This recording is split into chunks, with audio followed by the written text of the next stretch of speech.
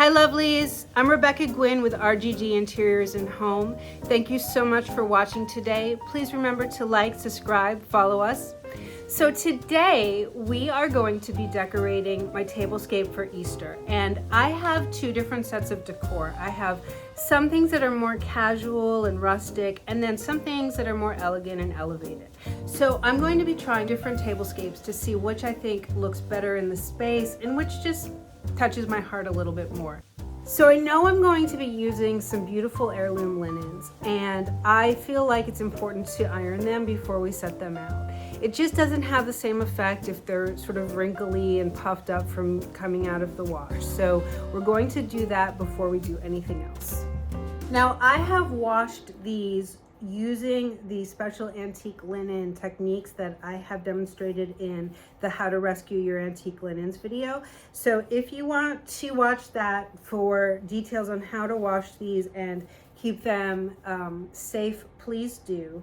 Now I have my iron on the linen setting with lots of water in there so that they can be steamed as I go. And I have more linens than I need ultimately. So that gives us a chance to play with them and see what's going to look best. So I'm thinking for the elevated tablescape, I'm going to be using these gorgeous pieces as placemats. Now we're going to look at a center tablecloth to see what looks best. And I have this really remarkable table here with the rope edge. So I'm not inclined to cover this with a full tablecloth. My idea is to put a piece in the center and really let the table shine. So we have three options for this, and I'm really not sure what I'm gonna like best. I'm gonna start with the pink one, since that's my favorite for this particular holiday. I just think it's so springtime fun. And I do think that while the colors are gorgeous, it may just be too small for this table. All right, so I have laid out the second cloth, and I feel like we're really getting into a Goldilocks situation here. The first one's too small, the middle one's too big, and I think that the third one is going to be just right. So I'm going to lay that out and we will see what we think. Can you believe I just ironed this and it's already wrinkling? And you know, that is the nature of linen, but it is just so crazy to me that I just pressed this and the wrinkles are returning. But do you see what I'm saying about size here? I just think that this is really lovely and the way to go. And I'm hoping once I add my centerpiece that these little wrinkles are going to work themselves out. So what I have here is a gorgeous tray with this beautiful rope edge that speaks to the rope edge on the table.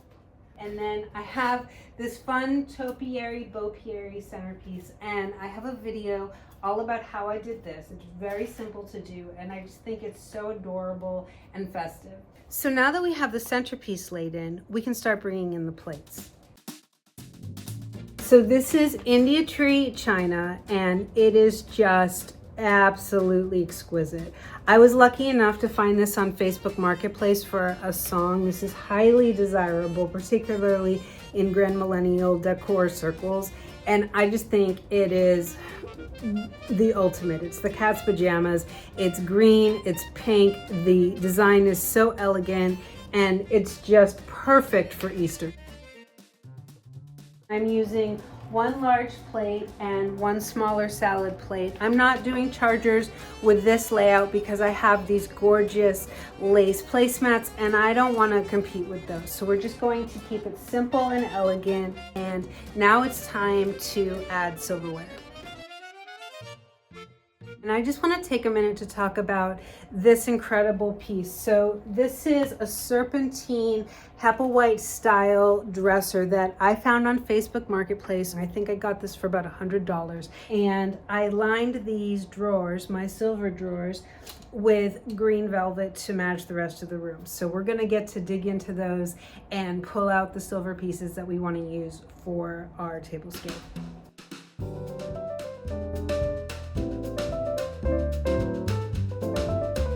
Okay, so we have our plates down, our silverware down, and now it's time to layer in the napkins. So I have these napkins that I think are absolutely perfect for Easter. They are antique linens and they have this beautiful floral design that could be interpreted as a springtime flower or as a cross. And they're just so lovely and I can't wait to add them to the table. I'm doing a really simple ribbon ring here just to tie in the Bowpiary. So I have the napkins down with their little ribbons and I think the table is really coming together and just looking so adorable and perfect for springtime. And I'm not gonna do too much more. Again, this is the more elegant, elevated look and I don't wanna get too complicated, what I call ungapachki, too many looks in here. So really, I'm just going to be adding in some glasses and coasters and calling it a day. I have these gorgeous cut crystal glasses and because this is going to be a daytime event with a very specific crowd, we are not going to be using 2 sets of glasses. We won't be having wine with this meal, so I'm just going to be putting out these glasses which can be used for whatever it is that we're drinking. So there we have it. This is look number 1. This is my more elegant, elevated look, what I'm calling elegant and elevated. And it's less on the nose with Easter per se. I don't have a lot of rabbits. I have one in the corner and I do have some in the background on a small tablecloth, but it does say, to me, it does say spring, it says Easter, it says we are here to celebrate this holiday and come together as a family. So again, this is look 1 and now we're going to try look 2, which is a more rustic, casual, a bit more on the nose Easter look. I'm going to incorporate some bunnies, some eggs, maybe even some ducks, and we'll see how it all comes together. I think there's going to be some trial and error here. I am going to be keeping the same plates, the same napkins, and the same silverware, but we will be changing out the centerpiece and the placemats. So let's have some fun. So the first thing I'm going to be adding now are some lovely woven rattan placemats.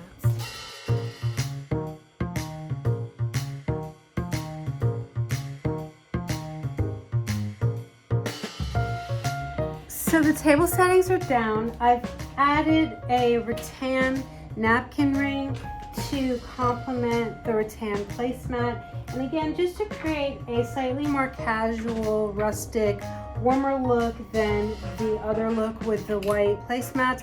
I like them both, so I would love to hear your thoughts on that. I did want to take a minute to talk about our dining room setup. I know it's not exactly typical with the settee here rather than a typical set of chairs. I wanted to create a really warm, convivial space where people just wanted to spend as much time as they possibly can at the table, sitting around, talking, laughing, sharing stories.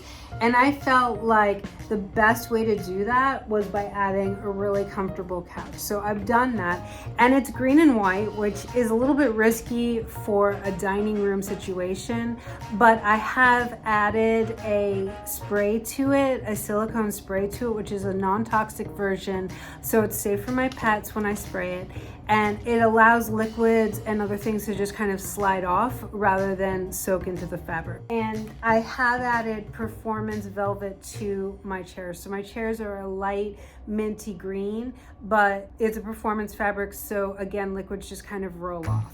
Okay, so now it's time to do the centerpiece, and I'm really excited about this, but I have a couple different ideas and I'm not sure what's gonna look better, so we'll try them out and see what we think. I also think that I changed my mind about adding rabbits. I do have one rabbit in the background that's a little bit sort of cheesy, but I love this rabbit. I just think it's so cute, and even though it's on the kitschy side, I do want to incorporate it in my Easter decorations.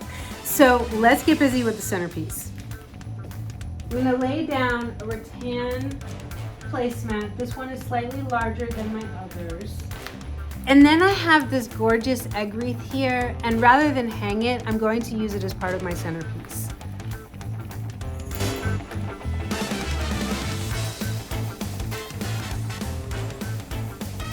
And of course, I have tulips. I just feel like it's not spring without tulips. And for me, what could be better than pink flowers with green stems? So we're gonna try this in the center.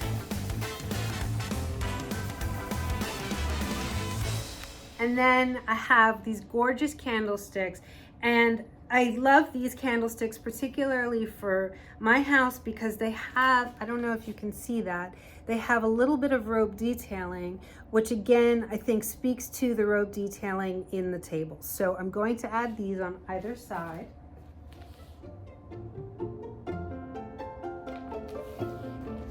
I'm also wondering, should I put some grass in the center? Let's see how that looks. What do we think?